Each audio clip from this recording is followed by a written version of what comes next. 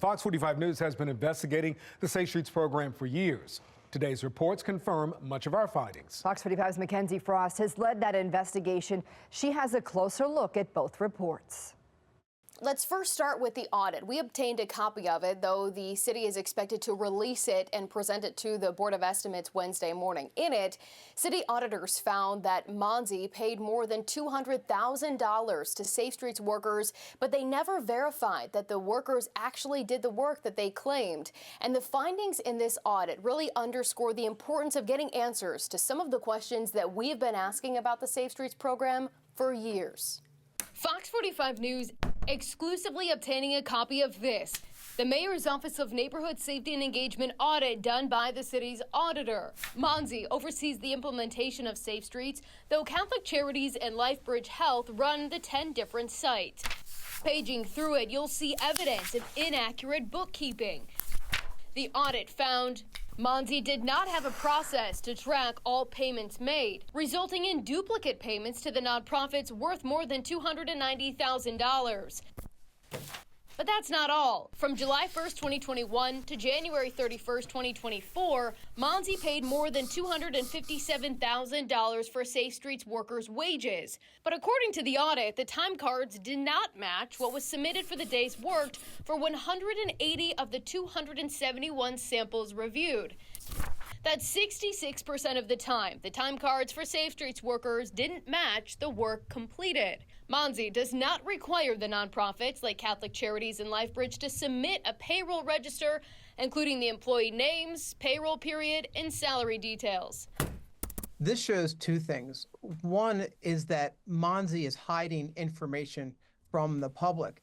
And secondly, is that they're not doing their basic job of checking time cards and making sure that people are working.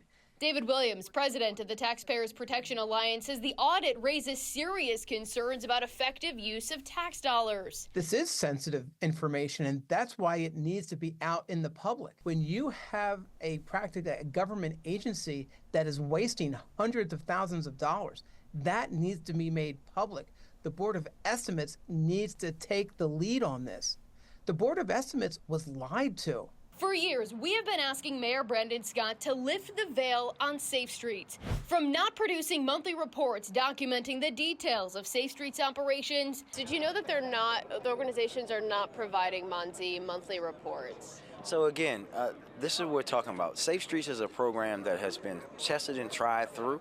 And when you look at our community partners that run Safe Streets, like LifeBridge Health, Catholic Charities, these are top quality organizations. And we're going to continue to make sure that we're being responsible with taxpayers' dollars. To questioning the oversight when the mayor suddenly shifted management of the 10 sites from a patchwork of nonprofits to the 2 that oversee operations now. Does that signal that the previous CBOs that were operating these locations were mismanaging the locations? No, it's about evolving, Mackenzie. We had a big study done and looking at best practices and ways to improve. After the FBI executed a search warrant at the Bel Air Edison Safe Street site in October of 2023, surveillance watched the location for 5 days in May of 2024, only to find a string of 3 days where no employees were seen going in or out of the location. So I think that if you know the work of Safe Streets, you know that that work is in the street and not in the office. So are you saying that the employees don't ever have to go into the office? No, I didn't say that. Let's be very clear with words. What I'm saying to you is their work to save lives are in the streets. That would be equal to you pulling up to a police district and saying, well, there's no one in here. They're supposed to be out in the street preventing crime. Fox 45 News also filed a public records request to get copies of the contracts approved by the city to run the sites. After threatening legal action to get them, City Hall finally turning over the documents. But the pages showed more redactions than provided answers. And our investigation continued. In October 2023, Fox 45 News uncovered Safe Streets spent tens of thousands of dollars on shoes, games, travel, and trainings. For example, the Sandtown site spent more than $5,000 on shoes for community events. The Brooklyn site spent more than $4,000 in March of 2023 at stores like Bath & Body Works, GameStop, and other retailers. This past May, the Cherry Hill Safe Street site celebrated a new building, and once again, the mayor refused to provide basic details about the workers and their schedules. Can you give us a rundown of the hours that this location will be open and when the community can expect to see people working in and out of this location? So, Mackenzie, we understand that you guys want to know exactly when Safe Streets workers are going to do everything. I think the community wants to know. The mayor turning to the crowd and asked if they knew when the violence interrupters were on the job. So what's the schedule? Does violence have a schedule? 24 hours, 365. Whenever they need to be out there is when they're out there. It's that simple. That's not what we have heard from Safe Streets leaders in the past, though. In a statement from early May from LifeBridge Health, Fox 45 News told the site schedules are tailored to meet the needs of the communities and, quote, most site hours range from 12 p.m. to midnight. Ultimately, in the audit, MONSE agreed to keep a schedule of reimbursement payments for Safe Streets, enforce matching receipts, validate Safe Streets employee activity, and more. It is imperative that Safe Streets be paused because these are major red flags for the program. And this means that money isn't going towards Safe Streets, that money is being wasted, that there is fraud that is happening within the program, and that's why it needs to be suspended immediately.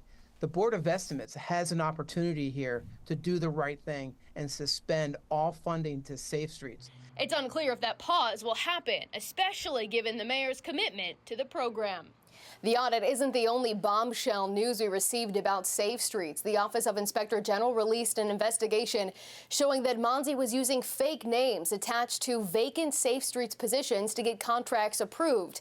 Names like Lemur Jackson, Merlin Humphrey, and Allen Iverson. This chart shows some of the names the Office of Inspector General found linked to these positions funded by tax dollars, like Lemur Jackson II, Allen Iverson, Merlin Humphrey II. While no money actually went to these fake employees because the nonprofits submit invoices to the city later to get paid after real people have been hired, the findings show MONSE employees were telling the nonprofits to use fake names, writing in one email in 2022, quote, off the record, neither MONSE nor the audits team will verify the individual, so we really just need a name that doesn't sound fictional. Inspector General Isabel Mercedes Cummings says her office has reason to believe the use of fake names to get contracts approved may have been going on since 2020, but right now, she doesn't believe it's still happening, at least with MONSE. Do you believe that this process is happening in other city agencies? That's probably what we're going to be looking into. Mayor Scott says using fake names is unacceptable, and one MONSE employee has been fired. And is this why the city refuses to turn over the names of the Safe Streets workers? I think that this is apples and oranges, Mackenzie. That's a great try. Again, the employees that do the Safe Streets work, they are not employees of the city. I can't tell you guys enough that I cannot legally give out someone else's employees' information.